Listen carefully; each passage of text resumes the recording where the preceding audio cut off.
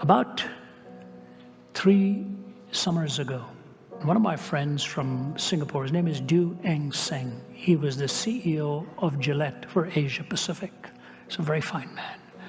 And Du phoned me and said, Brother Ravi, are you going to be in town tomorrow? I'm in Atlanta. I'd love to see you. I said, Du, I'm leaving tomorrow for 5 weeks. I'd love to see you too, but really, I'm not going to be here after midday. I've got to be flying out. He said, Ravi, I have to see you. I thought, oh, brother, something's wrong. I said, all right, I'll meet you for a quick breakfast. It'll be 30 minutes, and then I'll have to go back home, pick up my bags, and leave. He said, that's fine. So we met at a little pancake house type place. We ordered the pancakes, and they sat there in front of us. We never even touched them.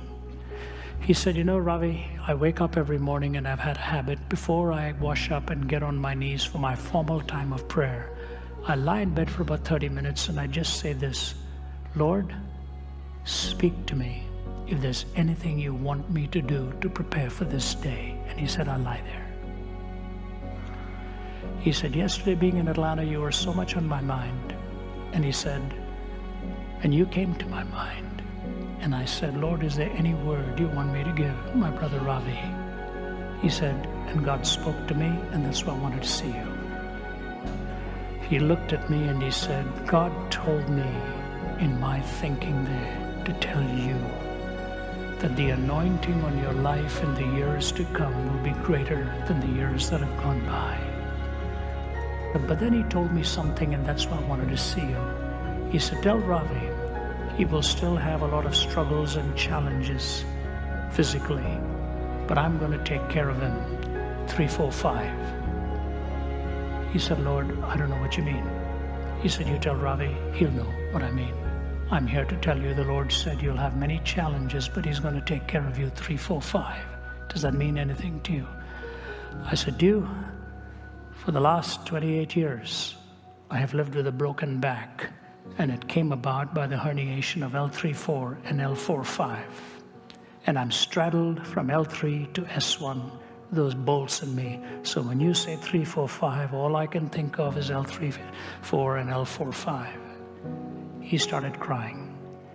He said, I knew nothing of what the spine is like. He said, where is this? So I told him, just above that belt line. He put his hand on my back and he prayed for me. I've been prayed for many times. He prayed, I went back home, and I was hurriedly trying. I couldn't even bend down. I can't lift a suitcase. I can't lift a bag. So I traveled with my colleague.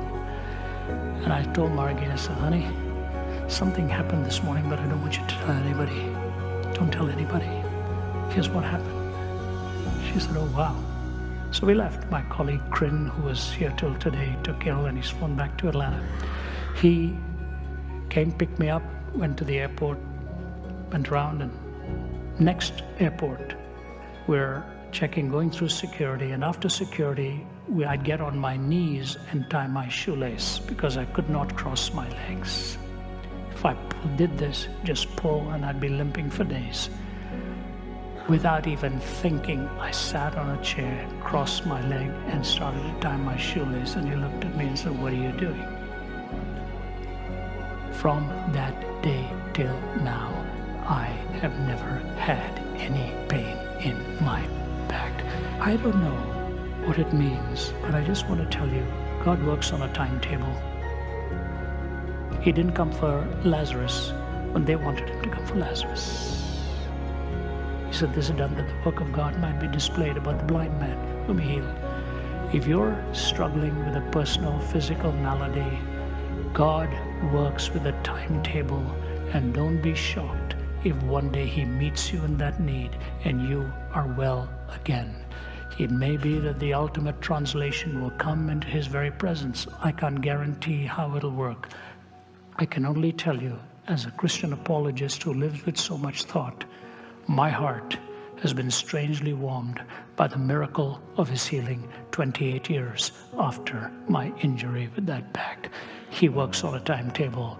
His grace is sufficient, and work with this timetable, you can become a shining light even in your pain to a world that's desperately looking for examples in that. One man told me, he said to me, when you're looking to be mentored and discipled, look to somebody who has suffered much and whose faith in God has remained unshaken. He giveth more grace when the burdens grow greater. He sendeth more strength when the labors increase. To added affliction he addeth his mercy. To multiplied trials his multiplied peace.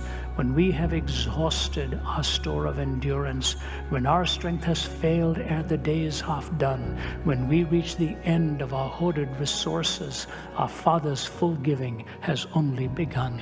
His love has no limit, his grace has no measure, his power has no boundaries known unto men, for out of his infinite riches in Jesus he giveth and giveth and giveth again.